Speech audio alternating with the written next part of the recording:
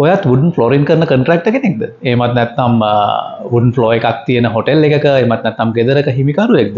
එහෙමත් නැත්නම් ආකිටෙක් කෙනෙක්? මේ කවුරු වුණත් එහෙම නොවුණත් වුඩන් ෆ්ලෝර්ස් ගැන දැනගන්න ආස කැමති හැමෝටම වටින වීඩියෝ එකක් තමයි අපි අද මේ අරගෙන එන්නේ. වුඩන් ෆ්ලෝර් එකක් කියලා කියන්නේ ටයිල් පොලොක් වගේ නෙවෙයි.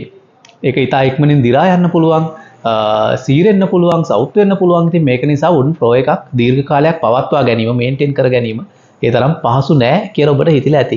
ඉතින් ඒ පහසු නැති වෙන්න හේතුව තමයි මේ පිළිබඳව දැනුම. අපි කොහොමද අවම වියදමකින් වැඩි කාලයක් මේ වුඩන් ෆ්ලෝර් එකක් මේන්ටේන් කරගන්නේ කියන දැනුම අපි අතරට ඇවිල්ලා නැති නිසා තමයි බොහෝ වෙලාවට මේ වුඩන් ෆ්ලෝර් එකක් මේන්ටේන් කරගන්න අපිට අමාරුයි කියලා හිතෙන්නේ. ඉතින් දැව ආලේපන සම්බන්ධයෙන්, දැව ආරක්ෂණය සම්බන්ධයෙන් කතා කරන අපි මේ වීඩියෝ එකෙන් කල්පනා කරා මේ වුඩන් ෆ්ලෝර් එකක් කොහොමද දීර්ඝ කාලයක් ඉතා අවම වියදමකින් පහසුවෙන් නඩත්තු කරගන්නේ කොහොමද කියලා. ඉතින් දැව ආරක්ෂණය සම්බන්ධයෙන්, දැව ආලේපන සම්බන්ධයෙන් මේ දැනුම, නිවැරදි දැනුම ශ්‍රී ලාංකේය සමාජයට සිංහල භාෂාවෙන්ම ලැබෙන්න ඕන කියන විශ්වාසය අපිට තියෙනවා. ඉතින් ඔබටත් ඒ විශ්වාසය, ඒ හැඟීම තියෙනවා නම් මේ වීඩියෝස් ෂෙයා කරන්න, තව කෙනෙකුට මේ දැනුම බෙදා ගන්න උදව් කරන්න. ඒක අපිටත් කරන උදව්වක්, මේ සමාජයටත් කරන උදව්වක්. හරි, අපි ඉතින් එහෙමනම් මේ වීඩියෝ එකට යමු. අපි වුඩන් ෆ්ලෝර් එකක මේන්ටෙනන්ස් පැත්ත, කෝටින් පැත්ත කතා කරන්න කලින් මම පොඩි කරුණු ටිකක් කියන්නම්. අපි මේ වුඩන් ෆ්ලෝර් එකක් කරගන්නකොට සලකන්න ඕන කාරණා. මෙතෙන්දි විශේෂයෙන්ම වැදගත් අපි මේ ටිම්බර් එක තෝර ගැනීම. ලංකාවේ ගත්තොත් එහෙම කූබුක්, තේක්ක, ඒ වගේම ඉම්පෝර්ටඩ් දැව වර්ග භාවිතා වෙනවා සාමාන්‍යයෙන් වුඩන් ෆ්ලෝර් එකක් සඳහා. මෙතෙන්දි වැදගත්ම දේ අපි තාක්ෂණිකව බැලුවොත් එහෙම වැදගත්ම කාරණේ තමයි මේ දැව ඉදිමීම, ඇකිලීම කියන කාරණේ අවම වෙන විදිය ලී අපි තෝර ගන්න ඕනේ. එහෙම නැත්නම් වුඩන් ෆ්ලෝර් එකකදී අර උෂ්ණත්වය ඉහළ යාම, ආර්ද්‍රතාවය වෙනස් වීම වගේ කාරණා මත මේ වුඩන් ෆ්ලෝර් එකේ කාල පැවැත්ම අඩු වෙන්න පුළුවන්. අනිත් පැත්තෙන් අපි සාමාන්‍යයෙන් දැව පොලොක් කියලා කියන්නේ අපි අලංකාරය කියන එක ඉතාමත්ම අවශ්‍ය තැනක්නේ. ඉතින් ඒක නිසා මේ දැවේ වෛරම, වර්ණය මේ වගේ කාරණා බොහෝ විට වැදගත් වෙනවා අපි මේ දැවයක් තෝර ගැනීමේදී. ඉතින් ඊට අමතරව අපි මේ දැව තෝරා ගැනීම සහ ඊළඟට මේකේ ස්ට්‍රක්චර් එක කොහොමද වෙන්නේ, මේක සවි කරන්නේ කොහොමද, දැවේ දැව ලෑලි වල තියෙන ඝනකම කොහොමද කියන වගේ කාරණාත් වැදගත් වෙනවා. සාමාන්‍යයෙන් අපි අඟල් භාගය, අඟල් තුන් කාල වගේ මේ වගේ ප්‍රමාණවල දැව ලෑලි සාමාන්‍යයෙන් අඟල වගේ භාවිත වෙන අවස්ථාවක් තියෙනවා. ඒ වගේම මේකේ ස්ට්‍රක්චර් එක කොහොමද තියෙන්නේ, මේක සවි කරන්නේ කොහොමද, සීක්‍රට් ලේනින් වගේ ක්‍රමයක්ද භාවිතා වෙන්නේ, මේක බැටන් මතද සවි වෙන්නේ නැත්නම් කෙලින්ම කොන්ක්‍රීට් පොලොක් මත සවි වෙනවද, මේ වගේ කාරණාත් අපිට සලකන්න වෙනවා. විශේෂයෙන්ම මේ සම්බන්ධයෙන් දැනුමක් තියෙන අත්දැකීම් බහුල ඉංජිනේරුවරයෙක් හරි ඒ වගේ තාක්ෂණික නිලධාරියෙක් හරි සම්බන්ධ කර ගන්නවා නම් ඔබට පුළුවන් වෙයි ඔබට ගැළපෙන නිවැරදිම දැව පොලොව මොකක්ද කියන එක තෝරගන්න. ඉතින් අපි දැව ආරක්ෂණය සම්බන්ධයෙන් වැඩිපුර කතා කරන්නේ. එතකොට දැව ආරක්ෂණය කියන පැත්තෙන් අපි බැලුවොත් එimhe දැව පොලොවක අපි මොනවද සලකන්න ඕන කාරණා. දැව පොලොවකට හානි වෙන්න පුළුවන් ප්‍රධාන කාරණා මොනවද? මේදී විශේෂයෙන්ම කෘමි හානි අපි දකිනවා ඇති වෙන්න පුළුවන් ප්‍රධාන සාධකයක්. ඒ වගේම තෙතමනය නිසා වෙන හානි. මේදී අපි දැව පොලොවක් ෆ්ලෝරින් එකක් කියලා කියන්නේ ඇතුළත ස්ථානයක් නේ. එතකොට මේකට අවුවෙන් සහ වැස්සෙන් වගේ කාලගුණික සාධක බලපාන්නේ නැහැ. හැබැයි තෙතමනය කියන කාරණේ බලපාන අවස්ථා ගොඩක් තියෙනවා. මේ තෙතමනය නිසා දැව දිරා යාම ඉක්මන් වෙන්න පුළුවන්. ඒ වගේම මතු පිට භාවිතය නිසා වෙන හානි. මේ තමයි තුන්වෙනි කොටස. ඉතින් මේ කොටස් තුنين සිද්ධ වෙන හානි වලින් ආරක්ෂා වීම මේ අපි දැව ආලේපන වලින් කරගන්න අවශ්‍යයි. එතනදී අර පළවෙනි කොටස කෘමි සතුන් සහ ජීවි කොටස් වලින් වෙන හානි ගත්තාම පුස් වර්ග වෙන්න පුළුවන්, ඇල්ගී වෙන්න පුළුවන්. මේ වගේ දේවල් වලින් වෙන හානි සම්බන්ධයෙන් ගත්තම ඔබට දැව සැපයුම් කරු සප්ලයර් ඒ ප්‍රිසර්වේටිව් ට්‍රීට්මන්ට් එකක් කරලා නැත්නම් ඔබ සයිට් එකේදී ඔබේ ව්‍යාපෘති භූමියේදී මේ ප්‍රිසර්වේටිව් ට්‍රීට්මන්ට් එකක් කරගන්න අවශ්‍ය වෙනවා. ඉතින් ඒ සඳහා ඔබට ගෝරි 22 වගේ වැඩි කාල පැවැත්මක් තියෙන, වැඩි ආරක්ෂාවක් තියෙන ප්‍රිසර්වේටිව් එකක් තෝරගන්න පුළුවන්. ඉතින් ඒ සම්බන්ධයෙන් වැඩිපුර මම කතා කරන්නේ නැහැ. අපි ප්‍රධාන මාතෘකාවට යමු. ඒතකොට තෙතමනයෙන් ආරක්ෂා වීම ගත්තාම බොහෝ දෙනෙකුට මගහැරෙන කාරණයක් සහ නොසලකා හරින කාරණයක් තමයි මේ ෆ්ලෝරින් එකක ස්ට්‍රක්චර් එකට භාවිතා කරන ලී සහ මේ ලෑලි වල යටපැත්ත සහ සයිඩ්ස්. මොකද ඒක පේනවත් අඩුයිනේ. ඒක නිසා ඒ සඳහා දෙන වැදගත්කම සහ ඒ වෙනුවෙන් වියදම් කරන මුදලත් ටිකක් අඩුයි. හැබැයි මේක ඉතා වැදගත්. මොකද මේ ස්ට්‍රක්චර් එක සහ ලෑලි වල යටපැත්ත කියලා කියන්නේ ඔබට නැවත ආලේපනයක් කරගන්න අවස්ථාවක් නැති වෙන්න පුළුවන් මේ දැව දිරා යන කම්ම. සහ ඔබට ඒක නොපෙනෙන්නත් පුළුවන්. මොකද මේක යටපැත්තනේ තියෙන්නේ. ඉතින් ඒක නිසා විශේෂයෙන්ම තෙතමනයෙන් වෙන හානි සඳහා හොඳ ආලේපනයක් මේ ස්ට්‍රක්චර් එකට සහ දැව ලෑලි වල යටපැත්තට කරගන්න එක ඉතාමත්ම වැදගත්. මේ සඳහා ගෝරි නිෂ්පාදන අතරින් ගත්තාම ගෝරි 44 වගේ නිෂ්පාදනයක් ඔබට වියදමත් අඩුයි. ඉතා දීර්ඝ කාලයක් හොඳ ආරක්ෂාවකුත් ලබා දෙනවා. ඒ සම්බන්ධයෙන් අපි කරපු වීඩියෝ තියෙනවා ඔබට බලන්න පුළුවන්. ඉතින් අපි ප්‍රධාන මාතෘකාවට එනවා නම් මේ ෆ්ලෝරින් එකක දැව පොළවක මතු පිට ආරක්ෂා කර ගැනීමේදී අපි සලකන්න අවශ්‍ය කාරණා මොනවද කියලා. ප්‍රධාන වශයෙන්ම ඔබට මේක කොටස් දෙකකට බෙදා ගන්න පුළුවන්. පළවෙනි එක තමයි පෙනුම සම්බන්ධයෙන් වෙන කාරණා, අනිත් එක තමයි කල්පැවැත්ම සම්බන්ධයෙන් වෙන කාරණා.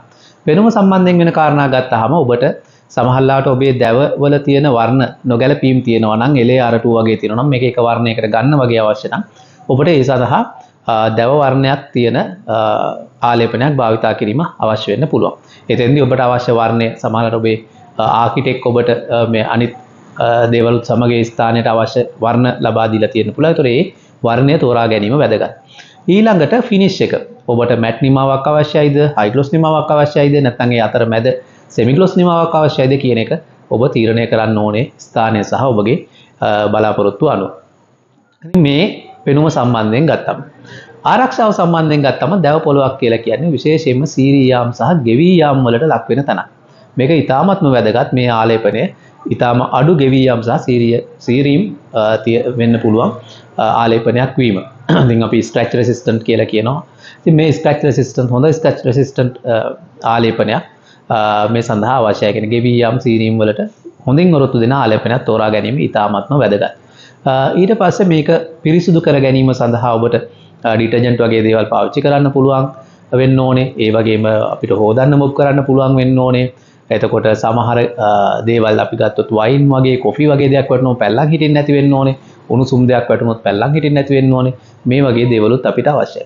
ඒ වගේම ඊළඟට වැදගත්ම කාරණය තමයි මේක ඉන්ටීරියර් ස්පේස් එකක්, ඇතුළත ස්ථානයක්. ඔබ විශේෂයෙන් නිවසක වගේ ගත්තොත් ඔබේ දරුවන් මේක මත සෙල්ලම් කරන්න පුළුවන්. ඔබ සපත්තු පාවිච්චි කරන්නේ නැතුව මේක උඩ ඇවිදිනවා වෙන්න පුළුවන්. ඉතින් මෙහිදී සෞඛ්‍ය ආරක්ෂාවට මේකේ තියෙන බලපෑම කොහොමද කියලා. ඉතින් මෙහිදී ඔබ තෝරගන්න ආලේපනය EN 713 කියන යුරෝපියානු තත්ත්ව සම්මතයට අනුකූලද කියලා බලන එක ඉතාමත්ම වැදගත්. ඒ තමයි සෞඛ්‍ය ආරක්ෂාව සම්බන්ධයෙන් මීට අදාළ වෙන තත්ත්ව සම්මතය. මේ සම්බන්ධෙනුත් අපි කතා කරපු තවත් වීඩියෝ තියෙනවා ඔබට බලන්න පුළුවන්. ඉතින් මේ ආකාරයේ ඒ පිරිවෙතරයන් තියෙන ස්පෙસિෆිකේෂන්ස් තියෙන ආලේපනයක් ඔබ තෝරගත්තොත් සහ ඒ ආලේපනය කොච්චර කාලයක් පවතිනවද, ඒ සඳහා සප්ලයි දෙන ගැරන්ටි එක මොකක්ද කියන කාරණාත් එක්ක ඔබට හොඳ ආලේපනයක් තෝරගන්න පුළුවන්. ඉතින් අපි ගෝරි නිෂ්පාදන පැත්තට හැරුණොත් ගෝරි 81 කියලා කියන්නේ ගෝරි 81 high traffic flow finish කියලා කියන්නේ මේක ගෙබිම සඳහාම නිෂ්පාදනය වුණු ආලේපනයක්. ඩෙන්මාර්කේ කෝපන්හේගන් තියෙන නිෂ්පාදනාගාරයේ ෆැක්ටරි එකේ තමයි මේවා නිපද වෙන්නේ. ඉතින් ඒ යුරෝපියානු තත්ත්වයෙන්ම තමයි ලංකාවට එන්නේ. ගෝරි 81 ගැන කතා කරුවොත් මේක EN 713 තත්ත්ව සම්මතයන්ට අනුකූල සෞඛ්‍ය ආරක්ෂාව උපරිමයෙන්ම තියෙන ආලේපනයක්. ඉතින් ලංකාවේ ඔයගොල්ලන්ට මීට වැඩිය සෞඛ්‍ය ආරක්ෂිත ආලේපනයක් හම්බුනොත් අපිට කියන්න අපි විශ්වාසයෙන් කියනවා මීට වැඩිය සෞඛ්‍ය ආරක්ෂිත ආලේපනයක් ඔබට ලංකාවේ හොයාගන්න හම්බ වෙන්නේ නැහැ. ඉතින් ඊළඟට මේ ගෝරි 81 ඔබට දැව වර්ණ 18ක් සහ තවත් වර්ණ රසක් ලබා ගන්න පුළුවන්. එහෙමත් නැත්නම් අවර්ණ විදියට ලබා ගන්නත් පුළුවන්. බොහෝ දෙනෙක් ආසයි තමන්ගේ දැව පොළව කුබුක් වගේ ලීයක් නම් තියෙන්නේ, නැදුන් වගේ ලීයක් නම් තියෙන්නේ. මේ ක්ලියර් ආලේපනයකින් මේ ස්වභාවික තත්ත්වය ආරක්ෂා කරගන්න. ඉතින් ඒකට ඔබට අවර්ණ ආලේපන ගන්නත් පුළුවන්. ඒ වගේම මේක ආලේපනයත් හරි පහසුයි. මොකද ගෝරි 81 කියන්නේ ready to use ආලේපනයක්. මේකට hardness වෙනත් additives පාවිච්චි කිරීම අවශ්‍ය වෙන්නේ නැහැ. ඒ නිසා අපිට කෙලින්ම කෑන් එකෙන් අරගෙන ආලේප කරන්න පුළුවන්. වෙනත් අමතර වියදමක් යන්නේ නැහැ.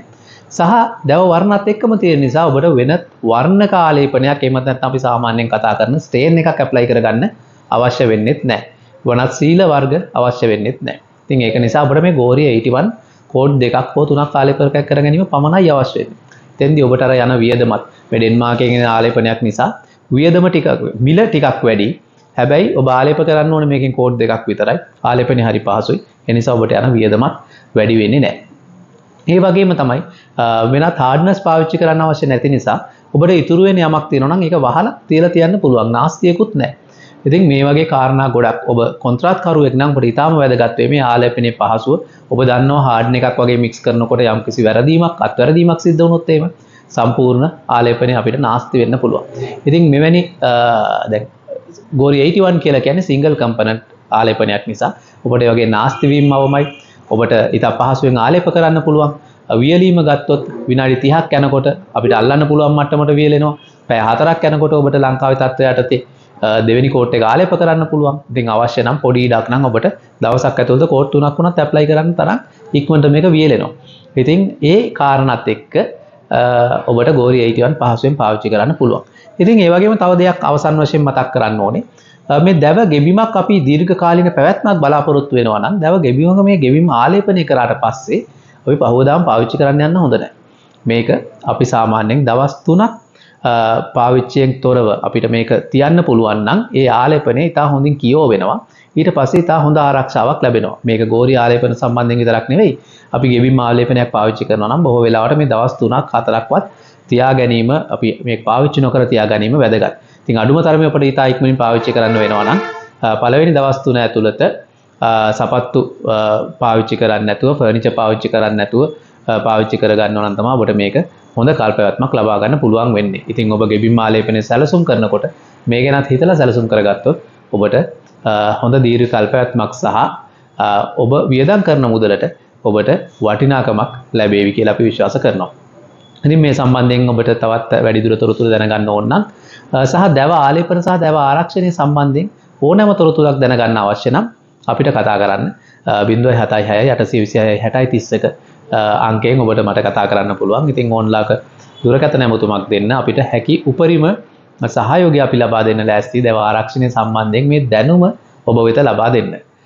ගෝරි නිෂ්පාදන මිලදී ගන්නවද කියන තීරණය තියෙන ඔබ අතේ. හැබැයි දැනුම ලබා දීම කියන කාරණේදී අපිට පුළුවන් ඔබට සහාය වෙන්න. ඉතින් ඉදිරි වීඩියෝ වලුත් අපි මේ වගේ කරුණුත් අරගෙන ඔබ හමු වෙනන බලාපොරොත්තු වෙමු. ස්තුතියි.